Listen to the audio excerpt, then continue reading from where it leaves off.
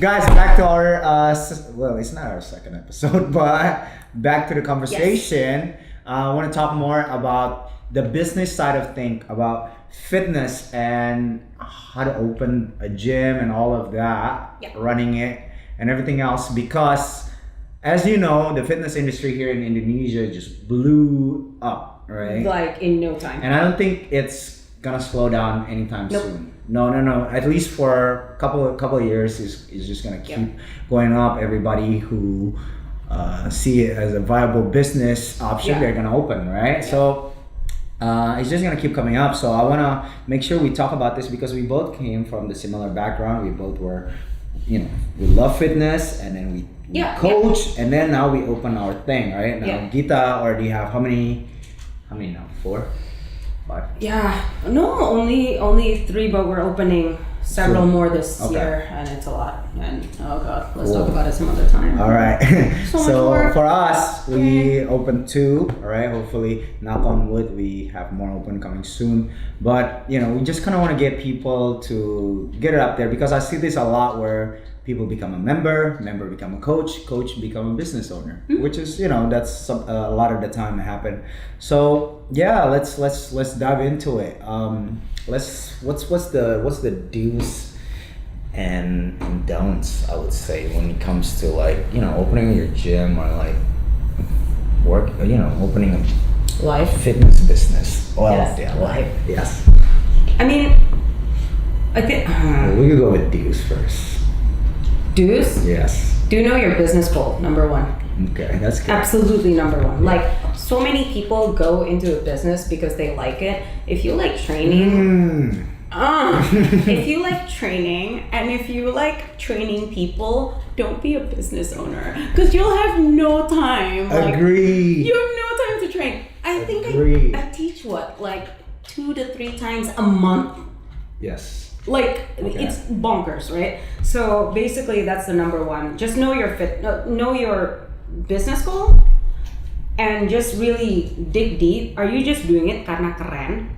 Which, by the way, is a really stupid use of your money. Tapi kalau misalnya ada duitnya dan you suka, ya udah, do it. You should do what makes you happy. Tapi yang paling penting tahu aja dulu goalnya. You itu bikin gym buat apa? Kalau misalnya pengen bikin gym karena pengen ngebikin tempat for the local community gitu, then do that gitu. Kalau misalnya kamu bikin gym karena pengen suatu hari nanti jadi 50 branches, pokoknya bilang aku pengen one day be the next celebrity fitness, then do it. Tapi yang penting kamu harus tahu mulainya itu kenapa. Jangan mikirnya aku suka nih, asik, yuk teman-temanan. Because reality will hit you so hard.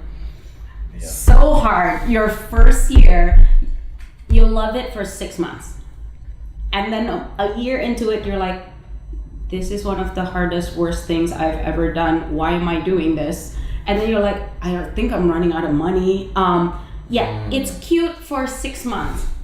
More than that, then you really should wonder why you do it. Totally agree. Totally agree. I mean, I'm not trying to discourage those of you guys who want to start your business. I totally do. Save your money.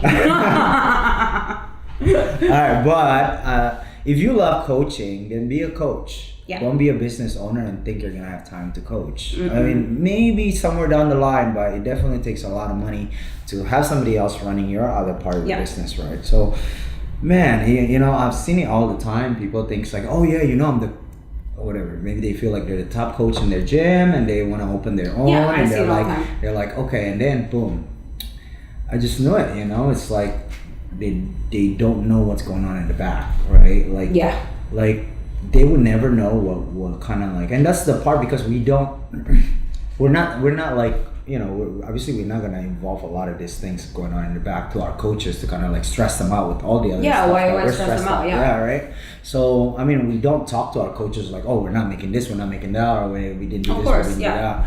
But trust me, it's just running a business. It's a profession of its own, right? Managing people, managing members and other things. So if if you really wants to get into this, like what she said, think about it. And if you're an athlete too, don't think that you're gonna be able to work out. Oh my god! If you're an athlete, just don't. Like, unless you really want to own a business. Yes. But I agree. Oh my gosh. So think about it very, very thoroughly. So that's do. I think we covered the don't too. Basically. Just don't. No, but seriously, know your business goals, and also like take it one step further. Think about your business goals as to why you even want those business goals. Kan banyak yang bilang I'm doing it for the money. Kalau sebenarnya you're doing something for the money, you can do a lot of other things for the money. Yeah, like we talked about. Like I know martabak stands that are literally making beberapa M per bulan satu lokasi doang. Okay, like those places exist. Yeah. Do that. Like why open a studio? Jadi maksudnya just know what you're getting yourself into, and know your goals, and then figure out what is your life goals in terms of that. Yes. Agree. Jadi harus banyak deep. Agree. Yeah. Well, if you do, starting fitness studios, what I would say, don't think that you're gonna have time to do the coaching and all of that stuff. You can. Don't think like, oh, I'm gonna be my own boss and I'm gonna live this like freedom lifestyle. I'll be hanging out in Bali with laptops. No. And in Hawaii, like, don't think that, because a lot of people are selling that, right? Like this entrepreneur thing. Take my course. You'll be in Hawaii with me 6 months after you do this. Yeah, that's a lie. It doesn't work like that. No. Yes. So don't stop learning. I mean, just because you're owning a business, don't think that you're the expert of it. Yeah. I mean, you should be the expert of it, but you definitely need to expand your knowledge a lot more, especially when it comes to the business side of things. So that's what I would say. That's my advice for people who start their own business and just business in general. If you want to do it for the money, I think there's a lot of other. Can you make money through fitness? I think so. You can. You have. That's what we do. Yeah, I love money. Like this isn't passion. Doesn't pay the bills. Yes. Yeah, it doesn't. But I mean, definitely think it through, because I'm willing to go through it, through the grind to make this work, right? Like some people don't. Some people don't have it, right? So yes, I mean, there's a lot of other ways you can make money. If you love this, make sure you love it for the right reason. So just to add in with your thing, jadi if you're a great trainer and you love training people, be a coach, because the reality is it might sound like a good idea to create a gym because oh my god, everyone will love me. Yeah, how many hours can you work? Agree. In a month. Agree. Now think about, do you want to take December off? Do you want to have any time off? Because what I tend to see is top trainers open a studio and realize that, oh shit, if I don't have enough people working for me, I can't expand. I like this, because you're like, it's fun for 6 months, and then you realize, what's your expansion plan? Nggak mungkin you teach every single class every day for 5 years. You're gonna have to have employees, and reality hits hard once you have employees. Agree. Because then you have a company, and owning a company is on some next level shit that you can talk to any entrepreneurs who've done it for more than at least 3 years. That's when they've really been punched in the face by like life and entrepreneurship. It's completely different. Completely different. So I mean, totally agree. I'm a trainer. I used to be a trainer, right? I mean, Jesus, I was so anyway, I dipped my foot into it. I didn't dip my foot into it. I just kind of dive into it, and then it worked out for me. But there's a lot other stories that worked opposite because of what you just said. So but if you already dip your foot into it and you're already into the process, then surround yourself with people like her and people that's done it, and then find out what they do, right? That's probably the biggest one that I could do to give you an advice, because that's what I'm trying to do. So yes, like back to my last point, learning as much as you can in the business aspect. Don't just think you're a badass trainer and that's it. Oh, just because you're a badass trainer, that doesn't bring the people, right? So yeah. make sure you take care of it as a business. Where do you think the fitness industry in Indonesia are heading to? Ooh, I'm gonna give my honest opinion on this. Ooh, and people are gonna probably not gonna like me. Some people are gonna be like, oh, he's a fucking hater, but I don't care. Or he's Why would you be? Well, we'll see. Like, people are probably gonna, but I'm gonna give my honest opinion on this. Do you wanna go first? It's gonna be very similar to a lot of fitness markets out there globally. Oh, pretty much guaranteed. So basically, fitness is a consumer service.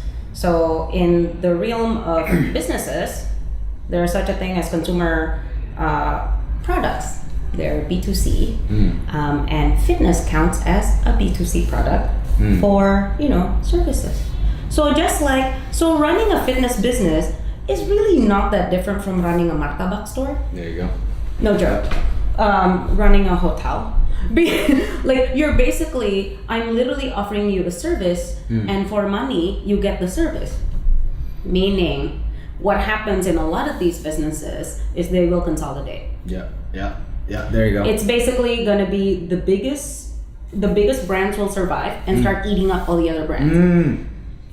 And feel free to Google the fuck out of this if you want, but it's reality, and that is what happens. And you see it everywhere around the world. You want to go US, Europe, India, China, doesn't matter. So basically, it'll just be whoever's the toughest, with the most money, with the most basically everything, and they'll start eating up the smaller players, and that's consolidation. It's just consolidation. Go. Moving forward, I believe in it, 100%. Oh, I like how you put it. It's very professionally put it. I went to business school. I went to business school. I've been doing business for 16 years. So, yeah. Well, this is the way I see it. Similar. All right, but maybe I won't put it in that manner. I think a lot of people will see a lot of these fitness boutique studio opening. It'll become a hit thing, and anybody who have money in their pocket is just gonna be shifting that way, investing into a gym, start putting a lot of money, but they don't really know what it takes to make it successful. So with that being said, in the next however 2, 3 years, 4 years maybe, you'll see a lot of gyms are opening because people think it's a cool thing to do. Yeah, it's actually easy to open. So they're just gonna open. Oh, I own this, I own that, or maybe they just want to be like, oh, I have the hit place, hit spot. Sure. And then after that, then they're gonna start realizing that it's not as glamorous or easy as they think. Yeah. And which in the next 3 or 4 years, like you say, either they got acquired or they're closing. Yep. And actually, I'm starting to see some of them already. No, they're already closing. Yes. So it's but then again, just people are thinking, oh, maybe it's the brand, maybe it's just the new thing that needs to come. So I just think it's gonna be that cycle, and then whoever lasts, like you said, with the biggest everything is gonna last. So very interesting to see. I'm really excited about it. I'm just excited about people just jumping into the fitness craze, not so much from the business perspective, but from the consumer. Just having more studios open, I just think more and more people are gonna oh, I'm gonna work out because maybe they try your place, right? Where they were at the couch, never work out, and they're too scared to come to me. Yeah. But then I was like, oh, RIDE is a lot more fun. But then they'll come to you, and then they can go to you, and then they might come to me after that, and vice versa might happen. They're like, oh, you know what? All this lifting I don't really like. Then they'll come to you, right? So whatever. Yeah. To me, it's just good for everybody. So that's the way I see it. It is. Yeah. But it's going to be mergers and acquisitions in the end. For sure. For sure. At the end, that's what's gonna happen. Yeah, I mean, I don't see why it wouldn't. Right. Honestly, so which is why again, if you even have a slight doubt whether you should do this or not, that means you're not ready for it. So don't do it, because running a studio is about as ribet as running a cafe. Just talk to anyone who has ever owned a cafe, and they will tell you it's so effing hard. It's kind of the same. Yeah. It's kind of the same. Yeah. Wow. All right. Well, with that being said, okay, you were like, no, I do want to say don't open a studio. For my side, because a lot of you guys know where I started. Like what she mentioned, which is really know where you want to go with this. So at a time, I didn't know her when I first opened, so I didn't get to talk. And but I met you. I went to your class. Well, no, I started MFBT already having that mindset. Oh, that's true. Okay. You know what I mean? Yeah. So if I knew, maybe I would have stayed my ass in the US and get paid like Not really. $150. Not really. No. Because my reason was clear. What I want to do. So I was kind of like, okay, I knew that this is where I'm gonna head it to, and stuff. And so but I guess don't let us discourage you. So well, that's what you wanna hear. The only thing I'll say is, people always go, oh my God, like whoever has the most money will win. Actually, that's not really true.